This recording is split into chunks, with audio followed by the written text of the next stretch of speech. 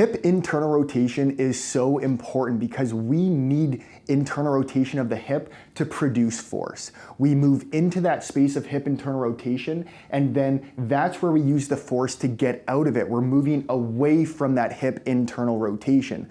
But for many of us, we are tilted forwards in our pelvis because we have too much weight forwards. When we have too much weight forwards and our pelvis moves down and dumps forwards like this, we start to tighten all of these muscles in the upper portion of the glute. Now think, when the upper portion of the glute becomes so tight, these muscles such as the glutes, the external rotators, are getting so tight they're literally pulling the legs into external rotation. So now if we're dumped forwards like this and then our femurs move into external rotation, how can we internally rotate if we are so compressed here? So what we need to do is first, by going in deep within the posterior portion of the hip socket and decompress it, open up that space, and then just show you really simple exercises on how to actually move into that space.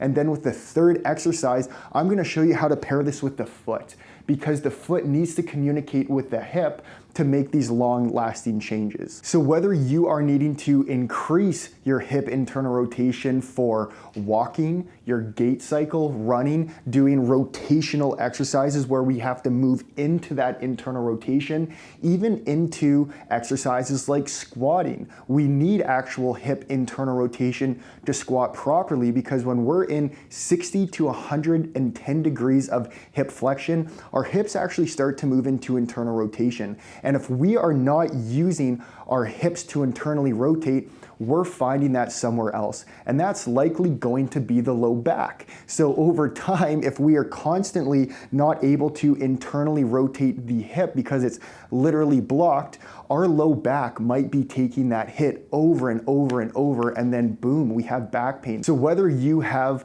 more of an anterior pelvic orientation or a posterior pelvic orientation, both can cause a lack of hip internal rotation. But the first thing we need to do is help neutralize the pelvis, decompress the posterior part of our pelvis, so get deep within the glutes and that hip socket to create that space. And all you need is a rolled up towel for the purpose of fascia decompression and some of these exercises. We're gonna get started with our fascia decompression position, and all we'll need is a rolled up towel, compact, nice and tight like this.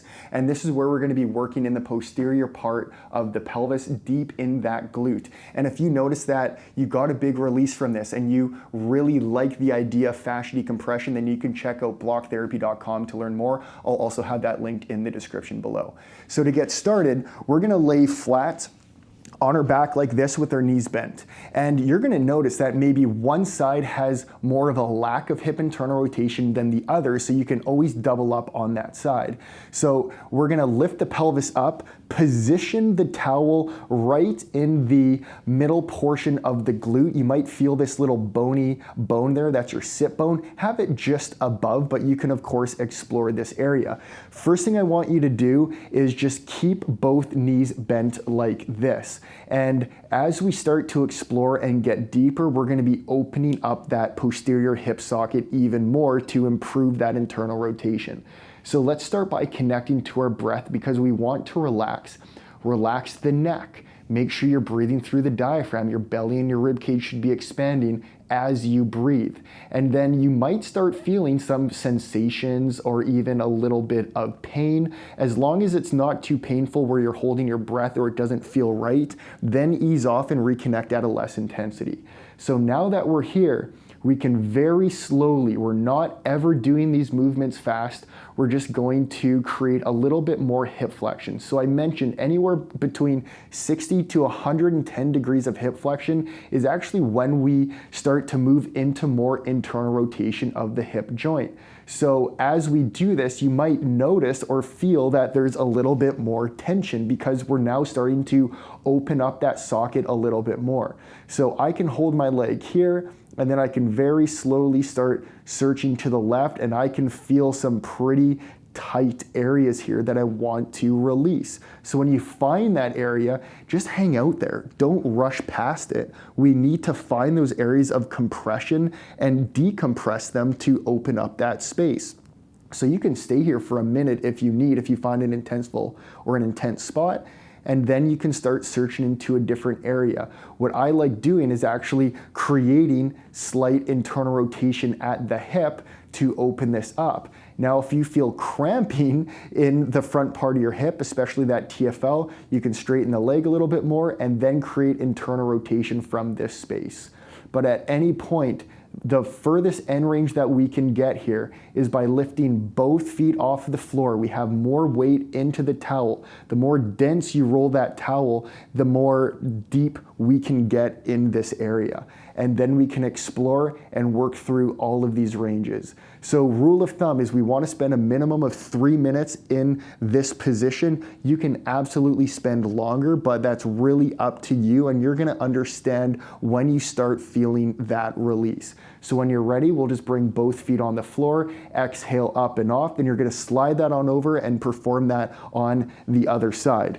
So now that we've completed the fascia decompression component, which is really opening that up, now let's get into a position and an exercise to start mobilizing and owning that space. Keeping that rolled up towel, or if you have a foam roller, even a soft ball that you can squish, we're gonna get on over to our side. I'm gonna be on my left side, but you can do this on both sides. This is gonna start by mobilizing the hips and creating more hip internal rotation. So anywhere between 60 to 90 degrees is where your hips will be bent, and we're gonna be positioning the rolled up towel or object about midway between the thighs.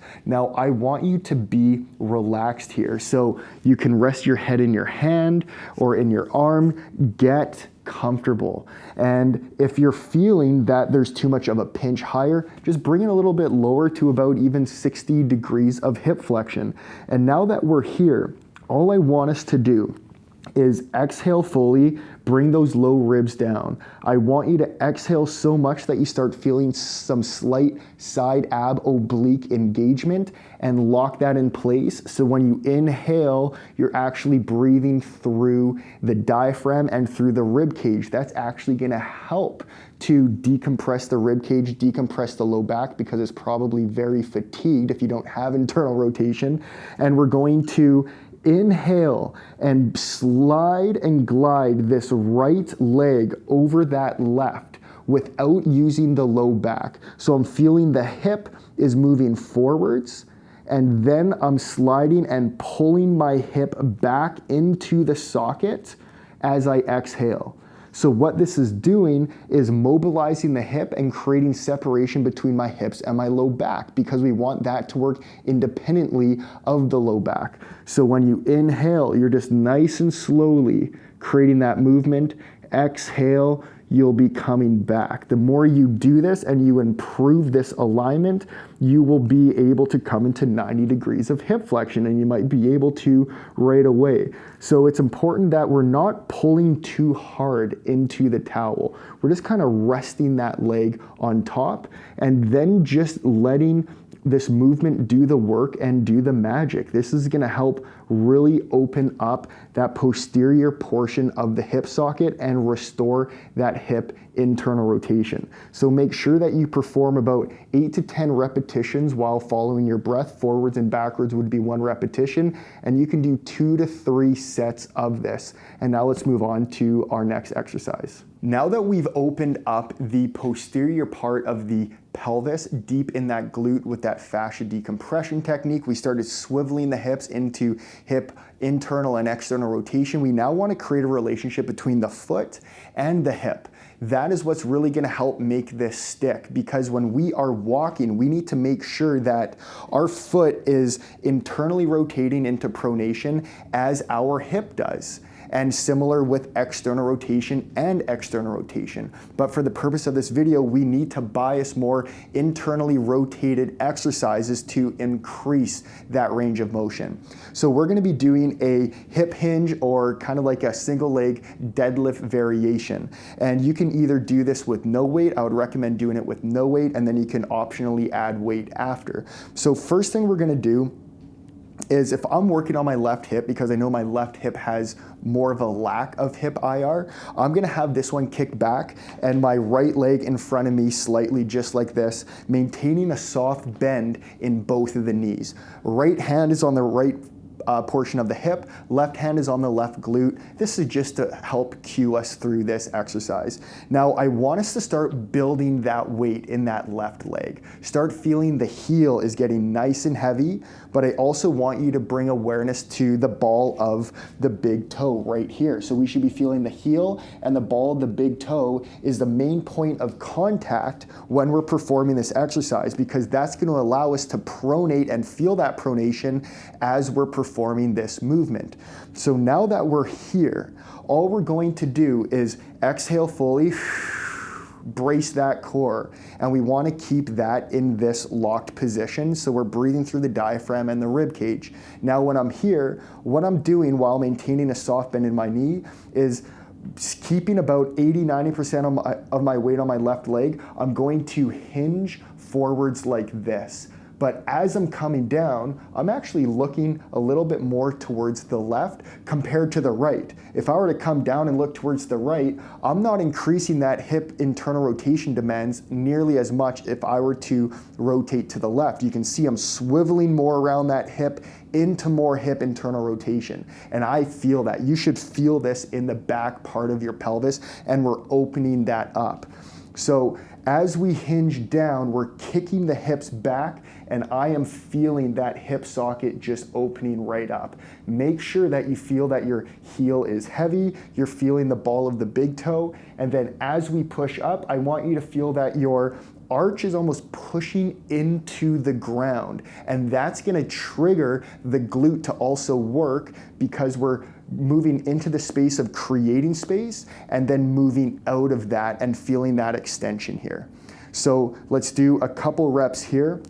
When you inhale, you're coming down, and I want you to feel that space opening up. My pelvis is slightly tilted to the left to increase that internal rotation demand, and I'm keeping my mind connection to my foot as I'm doing this, and then I'm exhaling, pushing through that arch and that glute to come back up. And that is going to really open up the posterior part of the hip.